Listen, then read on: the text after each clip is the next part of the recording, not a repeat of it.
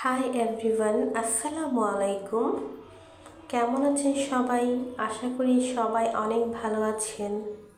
আজকে আমি আপনাদের বানিয়ে দেখাবো মজাদার দুধ পুরি পিঠার রেসিপি।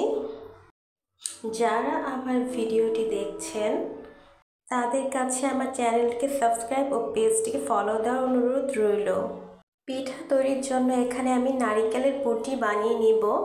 তার জন্য চুলায় একটি প্যান বসিয়ে 1 চা চামচ ঘি দিয়ে দিয়েছি। তারপর এখানে দিয়ে দিচ্ছি 2 কাপ পরিমাণ নারিকেল কোড়া ও 1 কাপের থেকে একটু কম পরিমাণ খেজুরের গুড়। খেজুরের গুড়গুলোকে আমি ছোট ছোট কুচি করে নিয়েছি। তারপর এখানে 2 টুকরো দারুচিনি ও 3টি এলাচ মুখটি ফাটিয়ে নিয়েছি ও হাফ কাপ পরিমাণ লিকুইড দুধ দিয়ে দিব এখানে। তারপর চুলার ফ্লেম মিডিয়ামে রেখে অনবরত নেড়ে চেড়ে একটি আঠালো ও শুকনো নারিকেলের পুর তৈরি করে নিব। পিঠা তৈরির জন্য এখানে একটি প্যান বসিয়ে দিয়েছি চুলার মধ্যে।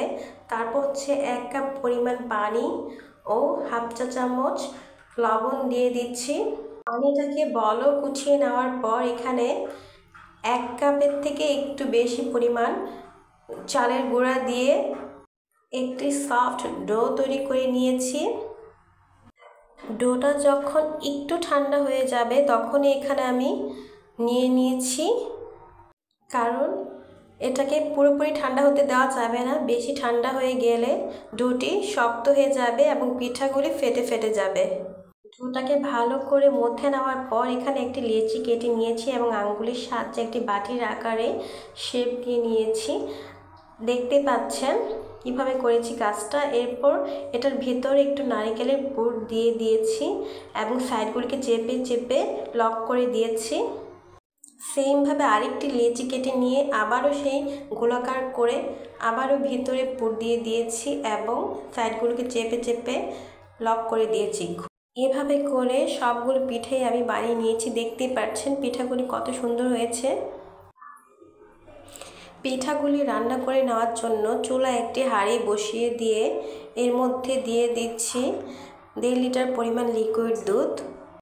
চুলার ফ্লেমটাকে হাইতে করে দিয়েছি এবং এখানে দিয়ে দিয়েছি 3 টুকরো দারুচিনি ও 4-5টি এলাচ ও 3 টেবিল চামচ পরিমাণ চিনি, সাথে 1 চিমটি পরিমাণ লবণও দিয়ে দিচ্ছি।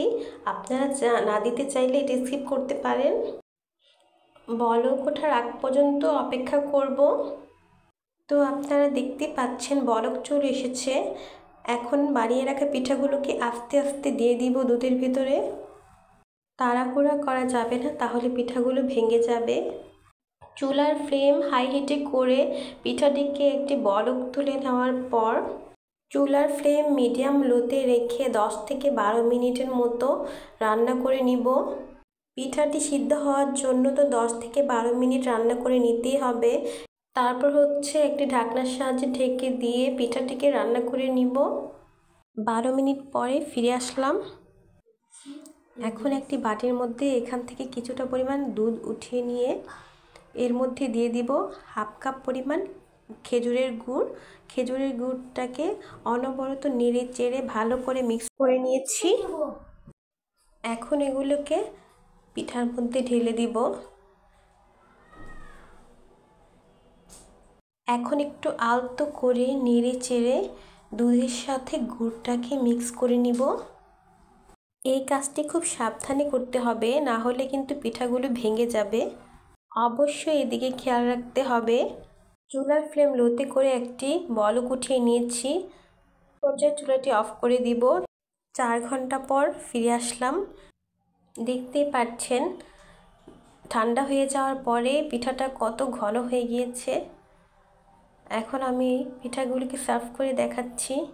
দেখতে যেমন লোভনীয়, খেতে অসম্ভব মজার হয়েছিল পিঠাগুলো। রেসিপিটি ভালো লাগলে অবশ্যই লাইক কমেন্ট করতে ভুলবেন না। আশা করি একটি পিঠা কেটে দেখাচ্ছি কেমন হয়েছে, পিঠাটা কতটা সফট হয়েছে। দেখতে পাচ্ছেন। তো আজ এ পর্যন্তই। সবাই ভালো থাকবেন, সুস্থ থাকবেন। আল্লাহ হাফেজ।